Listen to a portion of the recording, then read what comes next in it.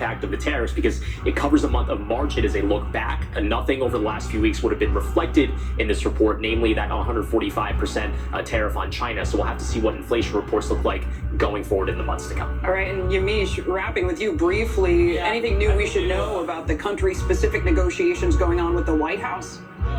It's essentially all up in the air. The president said he's going to remain flexible, but that he's talking to a number of countries.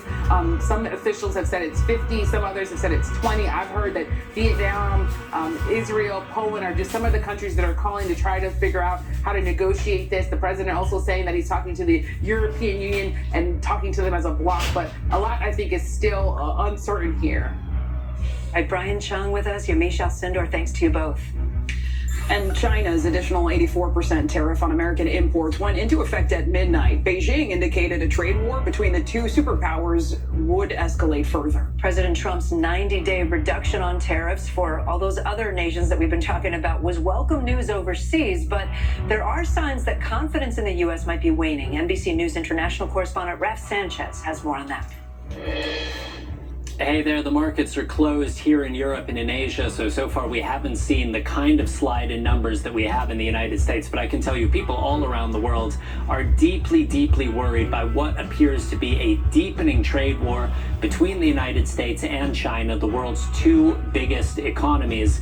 Now, the Chinese are reacting strongly to what they're hearing from the White House. They have not only responded with tariffs of their own, but they are also indicating that they are digging in for what may be a very long trade war. The Commerce Ministry is saying that they are prepared to fight this out for as long as it takes, and the Chinese government is beginning to take steps to try to support Chinese companies, Chinese individuals who may be caught up in the crossfire here. Now, at this point, no one really knows how far this will go, but one possibility is that you see what economists, national security experts have referred to as decoupling, that the long-standing trade economic relationship between the United States comes apart, and that has potential political, potential national security implications.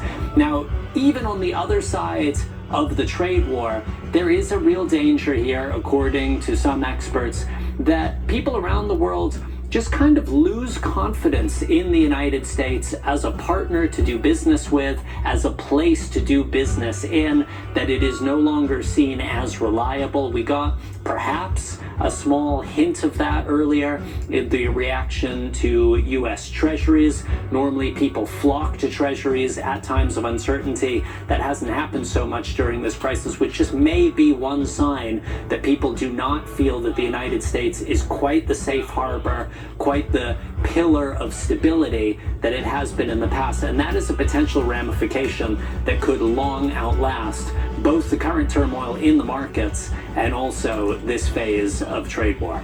I'll send it back to you. Raf Sanchez, thanks so much.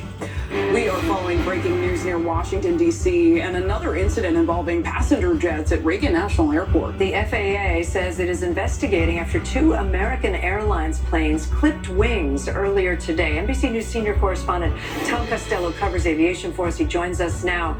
Tom, there's been so much focus on Reagan National Airport this year. What do we know about this latest incident? Well, honestly, that's why this incident is getting some attention, because normally wings clipping with airplanes, that's like a fender bender, right? And normally it's not that big of a deal, but it is Reagan Airport, and Reagan Airport, as you know, has had quite a bit of problems this year. Let's show you the video that we have today. It's not that dramatic, to be honest with you. Two American Airlines regional jets, one headed to Charleston, South Carolina, the other one going up to New York's JFK Airport. There's the captain right there talking about the fact that the passengers can't get off the plane until they pulled over to the terminal, then they got off.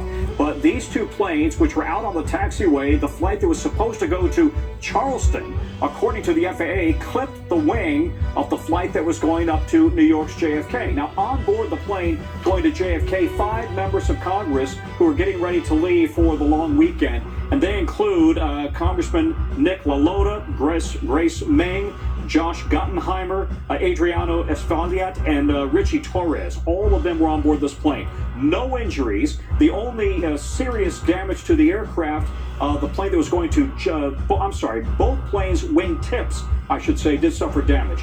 But that's the extent of it. This comes, though, after the mid-air crash we had in January, in which 67 people died right off the end of the runway there over the Potomac.